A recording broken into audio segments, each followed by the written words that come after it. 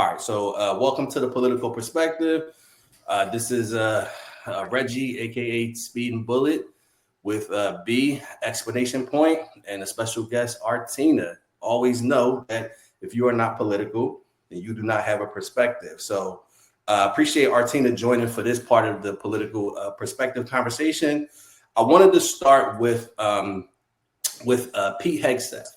So Pete Hegseth was the secretary for the Department of Justice, which he has rebranded it. I mean, the Department of Defense. He has rebranded the Department of Defense, the Department of War.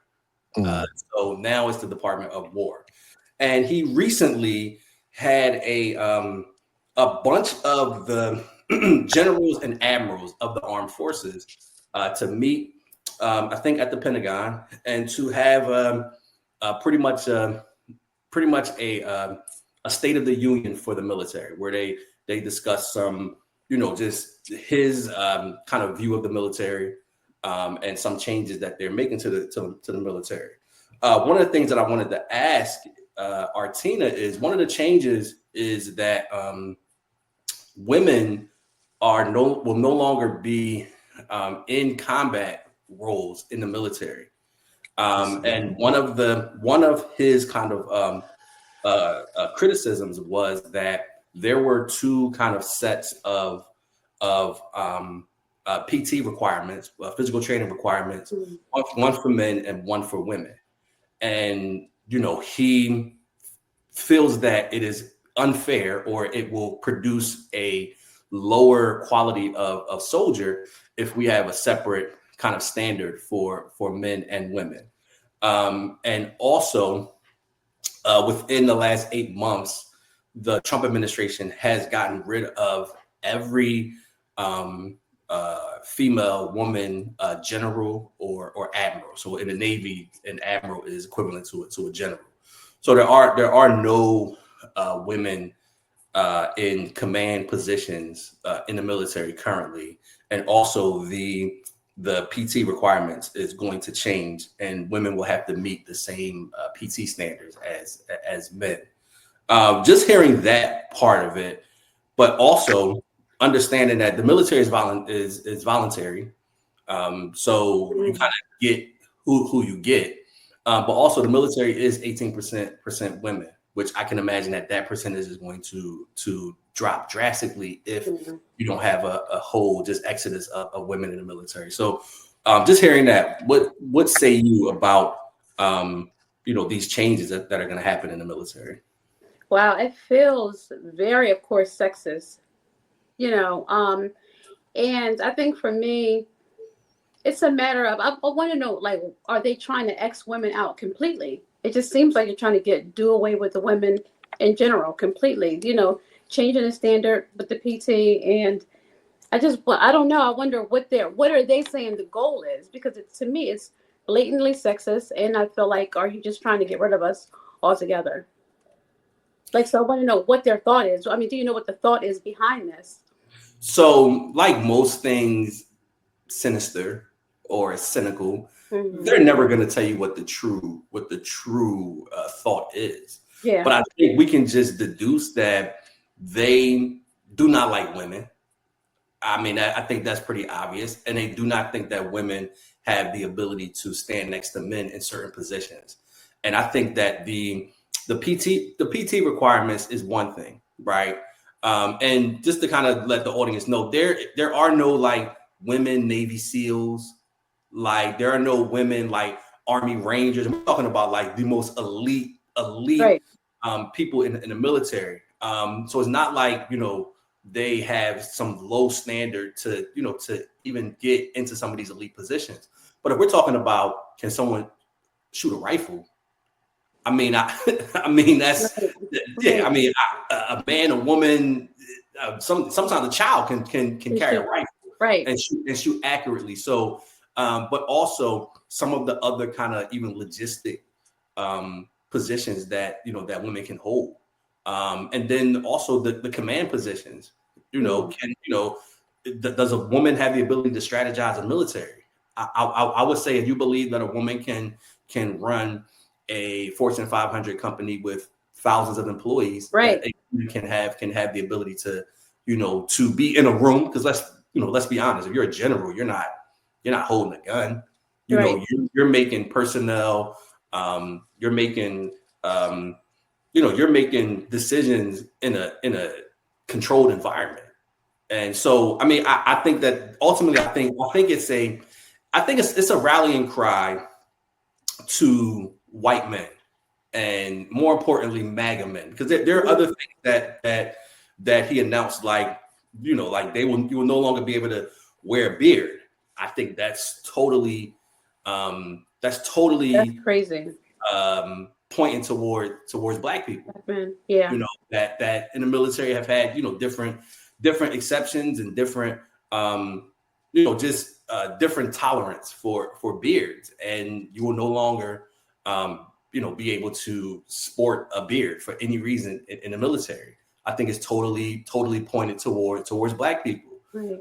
And ultimately, like I said, I think it is a rallying cry to the MAGA base, where most of their kind of rhetoric is towards Black people, towards minorities, towards women. And I think what they're saying is the military will now be a safe space, that you can come here and you don't have to deal with these people, right? You don't have to worry about having a woman in the command post. You don't have to bunk next to a Black guy from Philly. Like this military will be for you. Right. And I think that's ultimately the goal. But yeah, I mean, it was a pretty kind of a ridiculous event that that they had at the Pentagon with all of the generals. But I think it kind of really kind of segues into kind of like the biggest thing that's happening in politics right now, which is the government shutdown. Oh, go ahead, Big. Wait, time out. Before you get to that, I felt like that was the bulk of what this conversation was going to be going into it. I text the group chat earlier. Can you just give us a few seconds on what the NSPM7 is? I feel like people need to know that this is a thing. Yeah. So let me make sure I get the correct. So the NS. Oh yeah. I should have gave you the what the words are instead of the acronym. The NSPM7, which is a tiered portion of an executive order that the Trump administration has activated as a result of the Charlie Kirk killing. And pretty much what it is it gives the government the ability to investigate pretty much any organization that has either funding or support from certain donors that the government just does not like.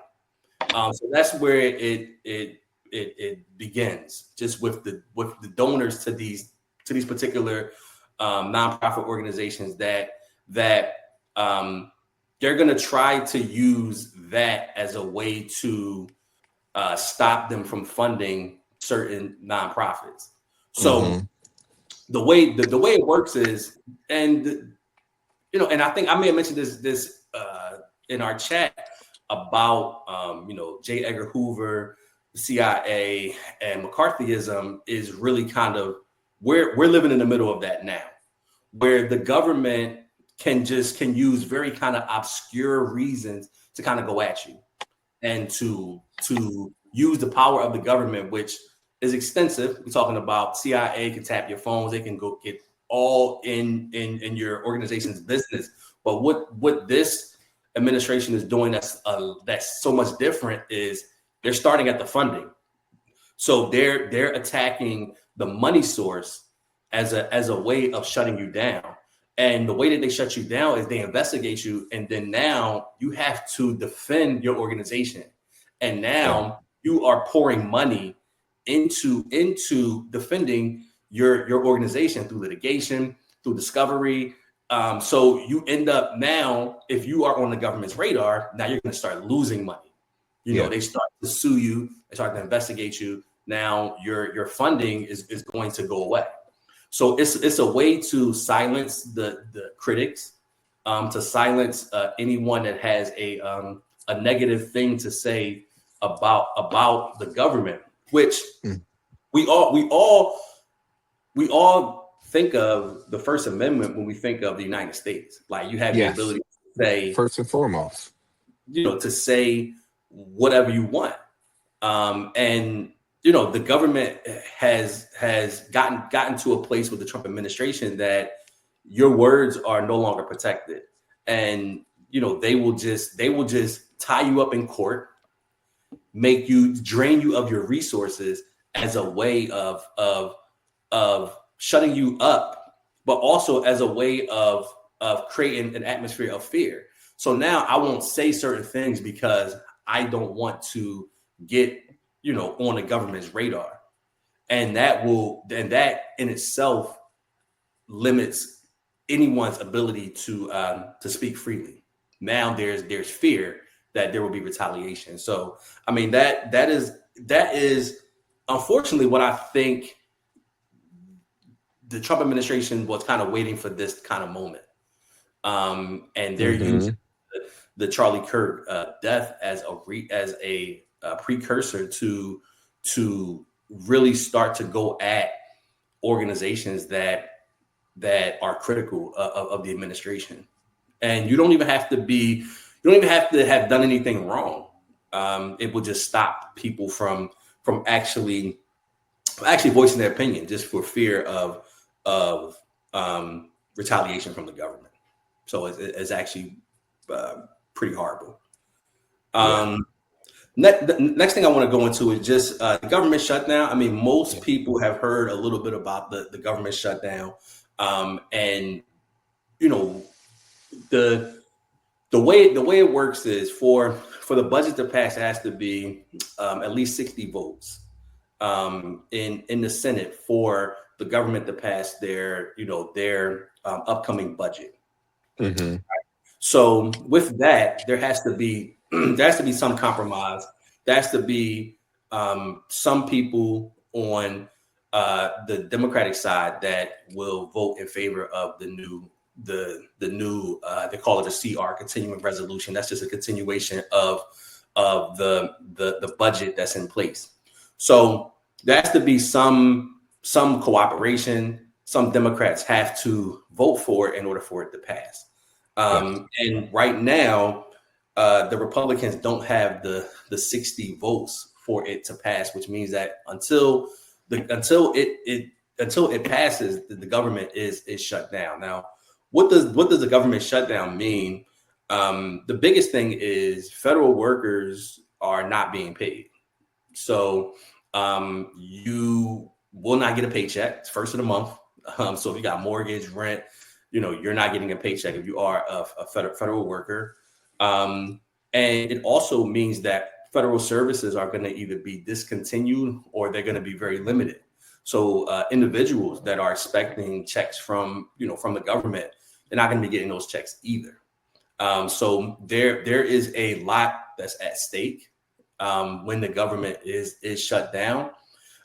Some of the really the biggest sticking point with the Democrats in not voting for the continual resolution is the Democrats want a carve out to protect people who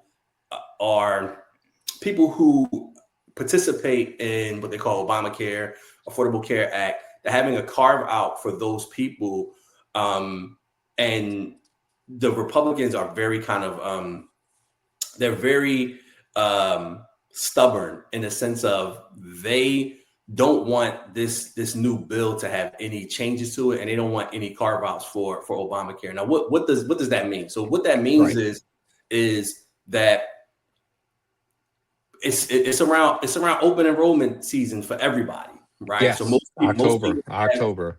Most people that have medical benefits around open enrollment. The projection for health, the projection for the cost of health insurance, based on the bill that we have in place right now, is your health insurance premiums could go up somewhere between 50 and 75% if it stays as is. Now, what the Republicans are saying is, let's pass the bill right now, and then we'll negotiate that before December when it expires, right? And the Democrats are like, we need to negotiate. We don't trust you. We don't trust you, right? What are you talking about? And it's hard. So in a sense, it doesn't really make any sense because open enrollment is normally mid-October through November is when it's open enrollment. You cannot make your decision about what tiers of healthcare, and if anybody's enrolled, it's a lot of them. I mean, it's not just like you have to actually weigh what these things cost. Based on the different tiers of insurance, and you have to weigh that based on your salary, what you make. So to be able to make an informed decision, you can't do that after open enrollment. Like, it doesn't even make any sense. You might pick one plan and now the shit goes up 30%, 50%. And how does that affect, your finances moving into the new year? So the Democrats want to negotiate that now. The Republicans want to hold off on negotiating that and just force this thing through. I don't really have a prediction on how this can be resolved. Most likely, the Democrats are going to cave in. I mean, Democrats don't really have too many levers to force the Republicans to do anything, and the Republicans can turn around and say whatever pain the American people is facing right now is totally the Democrats' fault. Right. And I do believe if it was my strategy, it would be to let the Republicans burn this shit down. I think that unfortunately trying to, stop a moving train with a rope, it's not going to happen. I think that if you really believe that the Republicans' policies are harmful, then I think you express opposition. You express strong opposition, but you ultimately let them, unfortunately, destroy the economy. That's kind of the only way that your point is going to be proven. And unfortunately, it's going to hurt the American people. I mean, if we wake up and we got 50% more premiums on our health insurance that's already through the roof, I mean, that's going to hurt, everyday Americans. So, I mean, who benefits from that? That's a good question. I really can't see. I think that, and I think we talked about this a couple weeks ago. B. I think it's all about power. I don't really think it's money anymore. I think it's just about power. And I think that the Republicans benefit from this. The Republicans benefit from this because they can run on. The Democrats are negatively affecting, the entire government by not agreeing to this. That they can run on that, so they can use that as their pitch, moving forward. That the Democrats are not serious about governing. And that's sad because I think I talked about it before on the pod where I worked for a health insurance company, and the department I used to work in was affected by quote unquote Obamacare or the Affordable Care Act, where the intention of the Affordable Care Act was to not have people be denied for health coverage. And I fielded some of those calls from people who were denied for healthcare coverage, and it was a big thing. And I remember people who needed the Affordable Care Act to be in place saying to me that blaming Obamacare for the reason that they were denied coverage. Like they just didn't understand. It was like, well, no, if Obamacare was a thing, this wouldn't happen to you.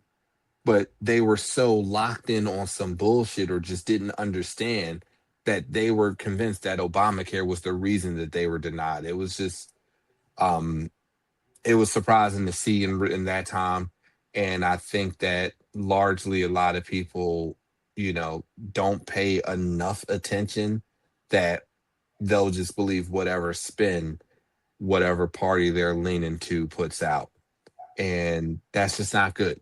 I just wish people would be willing to be more informed about the things that's happening. Um, And I got another thing, B. When you think yeah, about it, you know, this was before the social media era, really, yes, yes. and just makes you wonder, like, about the. I guess he was saying, you know, it makes you wonder about the information that people have access to. Um, you know, the point I was going to make was, you know, algorithms now can have you locked into a thing that whatever you're into, your algorithm will give you more of that thing. I think it's very dangerous because if you believe that this side is one way and negative, um, your algorithm will feed you that. So it's really no space for uh coming together to actually have, you know, a progressive conversation on the differences that would benefit the people.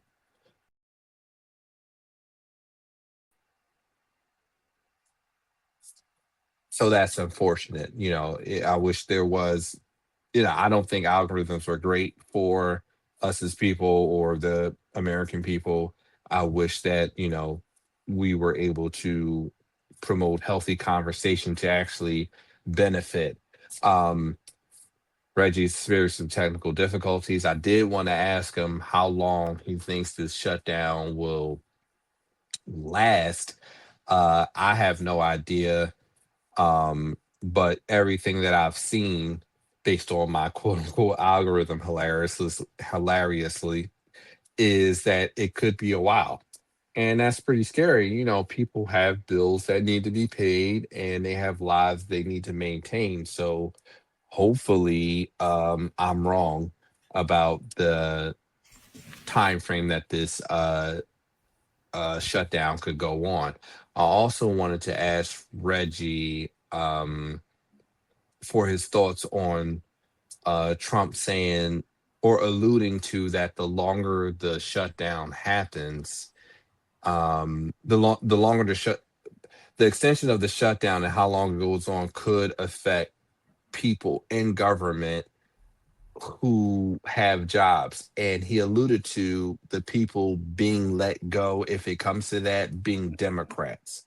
I thought that was pretty wild to say as the president. And, you know, JD Vance, he, you know, shared his thoughts on that. And he kind of ignored the question. He was asked about his thoughts on President Trump saying that, you know, people potentially being let go will be Democrats. He didn't mince his words. He said they will be Democrats if people have to let go. So what's going on in this country? Um, it's pretty scary. And in the essence of what we talked about earlier, the potential things that can happen within SPM7, I'm not going to continue further. I just want people to pay attention to what's going on. It's really, really important to pay attention to what's going on because, and see how it affects your life or your loved ones' lives because it's scary times. It's not to be hyperbolic, but it's no other way to put it. It's scary time. Very scary. And to your point, I hope that the shutdown does not last that much longer. Um, but there is a fear that it could last a little while. So Yeah. thoughts and prayers to all those that are affected by it, and stay tuned because, of course, we will have more on the political perspective about it. And as T's and always, P's to everybody because we'll all be affected by it by some one way or another. facts. And Reggie, close us out. Well, uh, if you ain't political, you don't have no perspective,